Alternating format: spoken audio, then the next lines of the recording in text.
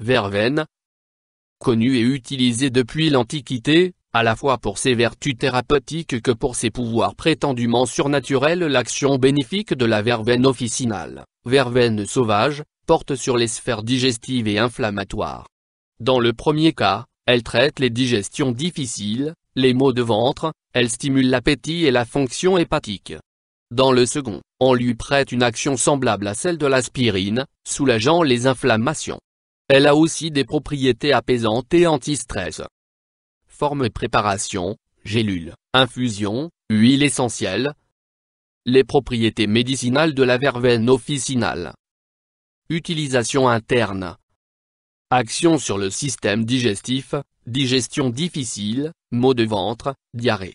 Action anti-inflammatoire, rhumatisme, douleur. Action sur le système nerveux, anxiété, vertige. Utilisation externe. Contre les affections de la peau, peau atopique, érythème fissé ou solaire, crevasses, gerçures, piqûres d'insectes, contusions et foulures. Indications thérapeutiques usuelles. Troubles digestifs, digestion difficile, stimulation de l'estomac, vertige, migraine, douleurs articulaires et rhumatisme, ecchymose et douleurs à la suite de chocs traumatiques. Autres indications thérapeutiques démontrées. La verveine officinale a des propriétés anti-inflammatoires. Grâce à la présence de prostaglandines qui régulent la dilatation des vaisseaux et l'agrégation des plaquettes, elle peut avoir une action semblable à celle de l'aspirine. À la fois antitussive et antispasmodique, on lui attribue un effet relaxant dans les états de fatigue nerveuse et les crampes. Elle est aussi préconisée pour soigner ou traiter les aftes. Elle agit sur le système hormonal, notamment sur les règles irrégulières, et a un effet stimulant sur l'utérus. La verveine favorise l'appétit grâce à son action sur les sucs digestifs. Histoire de l'utilisation de la verveine officinale en phytothérapie. La verveine officinale est originaire des prairies européennes et répandue également en Asie et en Afrique.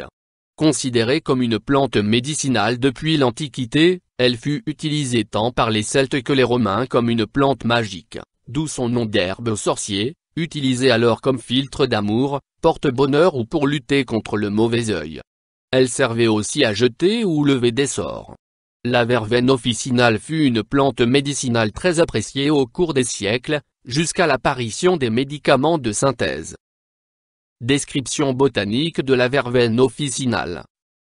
La verveine appartient à la famille des Verbenacées. C'est une plante herbacée annuelle, de 30 à 70 cm de haut, aux tiges velues, dressées et ramifiées. Les feuilles oblongues sont découpées en lobes dentelés. La floraison s'étale de juin à octobre et les sommités fleuries sont de coloris variés, mais majoritairement violet pâle.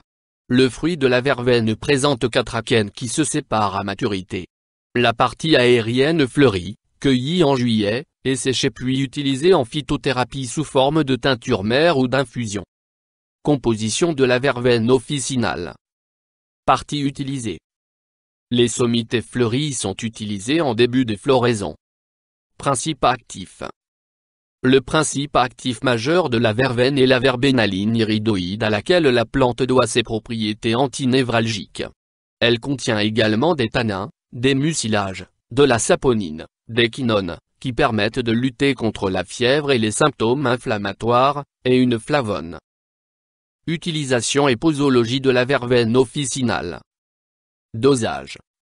La verveine officinale s'utilise sous différentes formes. La préparation la plus simple consiste à verser de l'eau bouillante sur 1,5 g de verveine coupée puis de filtrer après 5 à 10 minutes. La verveine officinale peut aussi se conseiller en bain de bouche en cas d'ulcères buccaux. L'huile essentielle de verveine officinale est fabriquée par un processus de distillation par entraînement à la vapeur. 4 à 5 kg de feuilles et tiges de verveine produisent 10 ml d'huile essentielle. En usage interne, la posologie est de 2 à 6 gouttes, 2 fois par jour, dans 250 ml d'eau chaude. En usage externe, elle est utilisée en onction locale pure, 2 gouttes le long de la colonne vertébrale, sur le plexus solaire ou la face interne des poignets, ou en onction diluée dans une huile végétale. moins les gélules à 100% de plantes dosées à 1,380 mg se prennent à raison de 3 à 6 gélules par jour. Moins sous forme de teinture mère, à raison de 30 à 50 gouttes par prise, la plante est préconisée pour lutter contre les troubles nerveux. Précaution d'emploi de la verveine officinale.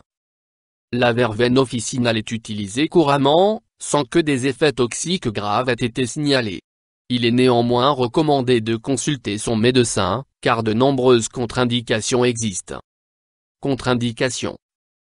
Eu égard à ses composants, il convient d'utiliser la plante avec prudence chez les personnes présentant une insuffisance hépatique, suivant des traitements anticoagulants, ayant des problèmes de tension, soit une faible pression, soit prenant des médicaments contre l'hypertension artérielle, souffrant d'anémie, de troubles gastro-intestinaux ou de troubles neurologiques.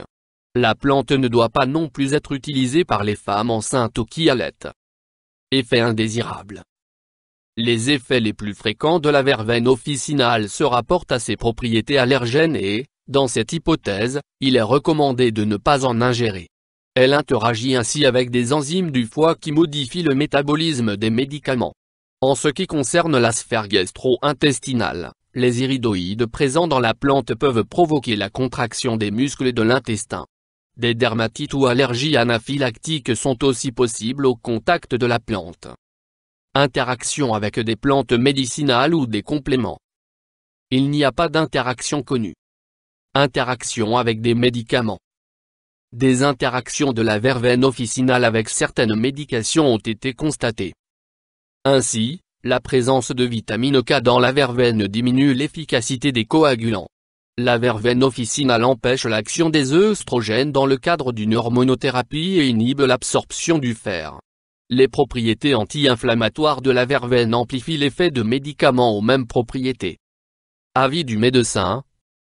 Des bienfaits reconnus.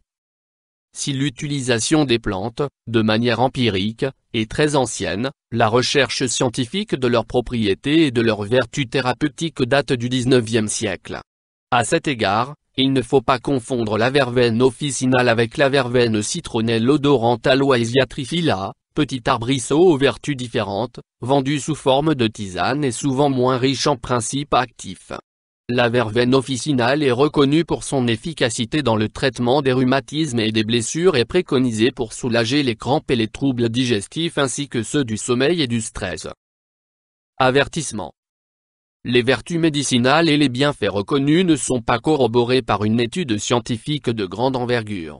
En l'absence de risques graves avérés, il est conseillé de consommer les préparations commercialisées par des laboratoires de référence, en respectant les posologies affichées. En toute hypothèse, les conseils du médecin traitant sont recommandés.